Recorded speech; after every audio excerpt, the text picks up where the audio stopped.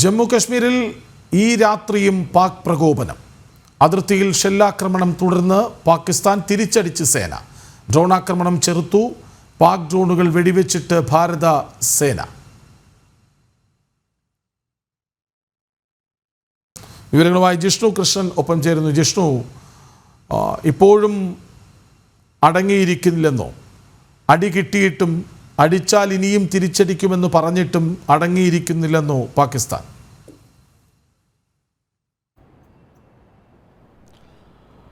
കൃഷ്ണാജ്, വളരെ കൃത്യമായ മുന്നറിയിപ്പ് ഇന്ന് ഭാരതം നൽകിയിട്ടും പാകിസ്ഥാന്റെ ഭാഗത്തു നിന്നുള്ള പ്രകോപനം തുടരുകയാണ്. ഇപ്പോൾ സൈന്യത്തിന്റെ ഭാഗത്തുനിന്ന് ലഭിക്കുന്ന റിപ്പോർട്ടുകൾ പ്രകാരം അതിർത്തി മേഖലകളിൽ പാകിസ്ഥാന്റെ ഭാഗത്തുനിന്ന് ഹെവി ആർട്ടിലറി അറ്റാക്കും ഒപ്പം ജമ്മു പഞ്ചാബ് സെക്ടറുകളിൽ ഡ്രോൺ ആക്രമണത്തിനുള്ള ശ്രമവും ഉണ്ടായി എന്നുള്ളതാണ് വ്യക്തമാക്കുന്നത്. ജമ്മു സെക്ടറിൽ വിവിധ മേഖലകൾ ആക്രമിക്കാനാണ്, ഡ്രോൺ ആക്രമണം നടത്താനാണ് പാകിസ്ഥാൻ ശ്രമിച്ചിട്ടുള്ളത്. ജമ്മു യൂണിവേഴ്സിറ്റിക്ക് സമീപം 2 പാകിസ്ഥാൻ ഡ്രോണുകൾ വെടിവെച്ച് വീഴ്ത്തിയിട്ടുണ്ട്. കൂടാതെ ജമ്മു വിമാനത്താവളം, അക്നൂർ, സാംബ മേഖലകളിലാണ് ഡ്രോൺ ആക്രമണത്തിനുള്ള ശ്രമം പാകിസ്ഥാന്റെ ഭാഗത്തു നിന്ന് നടത്തിയിട്ടുള്ളത്. അതിൽ ദൃശ്യങ്ങളും ഒപ്പം സൈന്യം നൽകുന്ന വിവരവും ദേശീയ സുരക്ഷാ ഉപദേഷ്ടാവ് അജിത് ഡോവൽ നടത്തിയിട്ടുള്ള പ്രതികരണത്തിൽ നിന്നും മനസ്സിലാക്കേണ്ടത്, ഒരു ഡ്രോൺ പോലും, ഒരു മിസൈൽ പോലും ഭാരതത്തിന്റെ മണ്ണിൽ വീണുകൊണ്ട് ഒരു സ്ഫോടനം നടന്നിട്ടില്ല എന്നാണ് നമുക്ക് നിലവിൽ പ്രാഥമികമായി ലഭ്യമാകുന്ന വിവരം. എല്ലാ ഡ്രോണുകളും ഭാരതത്തിന്റെ വ്യോമ പ്രതിരോധ സംവിധാനം അതിവിജയകരമായി തന്നെ പ്രതിരോധിച്ചിട്ടുണ്ട് എന്ന വളരെ കൃത്യമായിട്ടുള്ള റിപ്പോർട്ടുകളാണ് ഇപ്പോൾ പുറത്തു വരുന്നത്. പക്ഷേ പാകിസ്ഥാന്റെ ഭാഗത്തുനിന്ന് ഇത്തരത്തിൽ ഡ്രോൺ ആക്രമണത്തിന് ശ്രമിച്ചതിനാൽ വിവിധ മേഖലകളിൽ ബ്ലാക്ക് ഔട്ട് പ്രഖ്യാപിച്ചിട്ടുണ്ട്. അതായത് ലൈറ്റുകൾ പൂർണ്ണമായും ഓഫ് ചെയ്തുകൊണ്ട് സൈനിക നടപടികൾക്ക് സജ്ജമാകുന്ന രീതിയിലാണ് ഇപ്പോൾ ഈ ബ്ലാക്ക് ഔട്ട് പ്രഖ്യാപിച്ചിട്ടുള്ളത്. അത് ജമ്മു സെക്ടറിന് കൂടാതെ ശ്രീനഗർ ഉൾപ്പെടെ കശ്മീർ മേഖലയിലും ഇപ്പോൾ ബ്ലാക്ക് ഔട്ട് പ്രഖ്യാപിച്ചു എന്ന വിവരം പുറത്തു വരുന്നുണ്ട്. പത്താൻകോട്ടിലും ഗുരുദാസ്പൂരിലും, അതായത് ജമ്മു കാശ്മീരിന്റെ പ്രവേശന കവാടമായിട്ടുള്ള പഞ്ചാബ് മേഖലയിലെ പത്താൻകോട്ടിലും കൂടാതെ ഗുരുദാസ്പൂരിലും ബ്ലാക്ക് ഔട്ട് പ്രഖ്യാപിച്ചിട്ടുണ്ട്. സൈന്യം വളരെ കൃത്യമായി ഈ പ്രതിരോധ നടപടികളിൽ ഏർപ്പെട്ടിട്ടുണ്ട് എന്നാണ് സൈനിക വൃത്തങ്ങൾ വ്യക്തമാക്കുന്നത്. യാതൊരു തരത്തിലും ഈ നിമിഷം വരെ കാഷ്വാലിറ്റികളോ ഡ്രോൺ ആക്രമണത്തിൽ ആർക്കെങ്കിലും പരിക്കേറ്റതായോ ഉള്ള റിപ്പോർട്ടുകൾ പുറത്തു വന്നിട്ടില്ല. വളരെ കൃത്യമായും പാകിസ്ഥാന്റെ ഡ്രോൺ ആക്രമണത്തെ പ്രതിരോധിക്കാൻ ഭാരതത്തിന് സാധിച്ചു. മറ്റൊരു ഏറെ പ്രധാനപ്പെട്ട അല്ലെങ്കിൽ ഏറെ നിർണായകമായിട്ടുള്ള സാഹചര്യത്തിലൂടെ കടന്നു പോകുന്നത് അതിർത്തി പ്രദേശങ്ങളാണ്. അതിർത്തിയിൽ ഉറിയും, കുപ്വാര, ബാരാമുള്ള, പൂഞ്ച് സെക്ടറുകളിലാണ് അതിശക്തമായ ഷെല്ലാക്രമണവും വെടിവെപ്പും പാകിസ്ഥാൻ തുടരുന്നത്. അത് ഇന്നലെ പുലർച്ചെ മുതൽ തന്നെ ഭാരതത്തിന്റെ ഭാഗത്തു നിന്ന് ഓപ്പറേഷൻ സിന്ദൂർ നടപ്പാക്കിയതിന് പുറകെ തന്നെ പാകിസ്ഥാൻ സൈന്യമായി അതിർത്തിയിൽ പ്രകോപനം ആരംഭിച്ചിരുന്നു. അതിന് ശക്തമായ മറുപടി ഭാരതത്തിന്റെ സൈന്യം നടത്തി വരുന്നുണ്ട്. പൂഞ്ച് സെക്ടറിൽ പാകിസ്ഥാൻ നടത്തിയ ഷെല്ലാക്രമണത്തിൽ സാധാരണക്കാരായ പ്രാദേശികവാസികൾ കൊല്ലപ്പെട്ടിരുന്നു. ഒരു സൈനികൻ വീരമൃത്യു വരിച്ചു. അതിന് പിറകെയാണ് കൃത്യമായിട്ടുള്ള മറുപടി. അത് ഷെല്ലാക്രമണവും മിസൈൽ ലോഞ്ചറുകൾ ഉൾപ്പെടെ അതിർത്തി മേഖലകളിൽ സജ്ജമാക്കിക്കൊണ്ടുള്ള തിരിച്ചടി അതിർത്തി മേഖലകളിൽ പാകിസ്ഥാന് നൽകി വരുന്നത്. കൃഷ്ണരാജ് ചൂണ്ടിക്കാട്ടിയതുപോലെ കനത്ത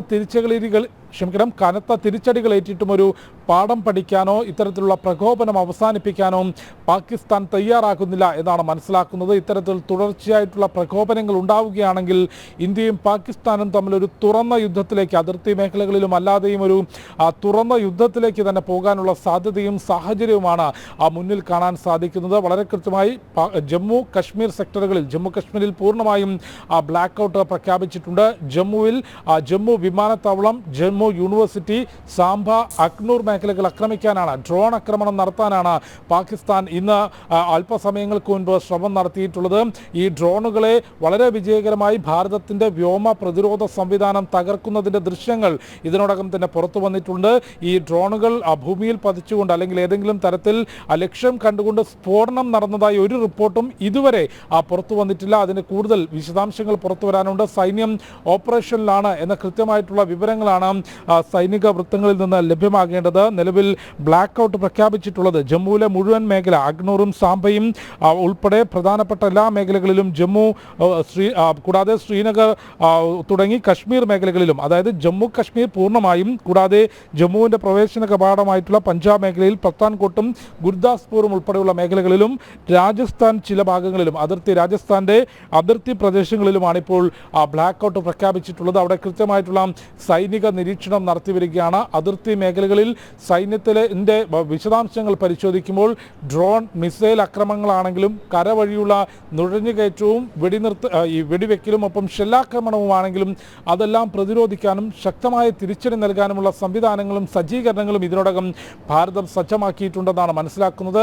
കഴിഞ്ഞ ദിവസങ്ങളിൽ യുദ്ധസമാനമായിട്ടുള്ള തയ്യാറെടുപ്പുകൾ ഭാരതം നടത്തിയത് ഇത്തരത്തിലുള്ള അക്രമങ്ങൾ പാക് സൈന്യത്തിൻ്റെ ഭാഗത്തുനിന്ന് നേരിട്ടുണ്ടാകുമെന്ന മുൻകൂട്ടിയുള്ള അല്ലെങ്കിൽ മുൻകരുതൽ നടപടികളുടെ ഭാഗമായി വളരെ കൃത്യമായ പ്രതിരോധ സംവിധാനങ്ങൾ അതിർത്തി മേഖലകളിലും ഒപ്പം ഇത്തരത്തിൽ ഡ്രോൺ മിസൈൽ സംവിധാനങ്ങൾ പ്രതിരോധിക്കുന്നതിനും സൈനിക കേന്ദ്രങ്ങളിലും പൊതു ഇടങ്ങളിലുമെല്ലാമായി ഭാരതത്തിൻ്റെ ഭാഗത്തുനിന്ന് സൈന്യത്തിൻ്റെ ഭാഗത്തുനിന്ന് സജ്ജീകരിച്ചിട്ടുണ്ട്. അതുകൊണ്ടാണ് ജമ്മു സെക്ടർ ലക്ഷ്യമാക്കി പാകിസ്ഥാൻ്റെ ഭാഗത്തുനിന്ന് ഡ്രോണുകൾ എത്തിയപ്പോൾ വളരെ കൃത്യമായി പ്രതിരോധിക്കാൻ നമുക്ക് സാധിച്ചിട്ടുള്ളത്. നിലവിൽ ഇപ്പോഴും ആ മേഖലയിൽ സൈന്യത്തിൻ്റെ ഓപ്പറേഷൻ തുടരുകയാണ്. ഡ്രോൺ ആക്രമണത്തെ നിലവിൽ നടന്നിട്ടുള്ള ഡ്രോൺ ആക്രമണത്തെ വളരെ വിജയകരമായി പ്രതിരോധിക്കാൻ സാധിച്ചു എന്നാണ് മനസ്സിലാക്കുന്നത്. കൃഷ്ണരാജ്.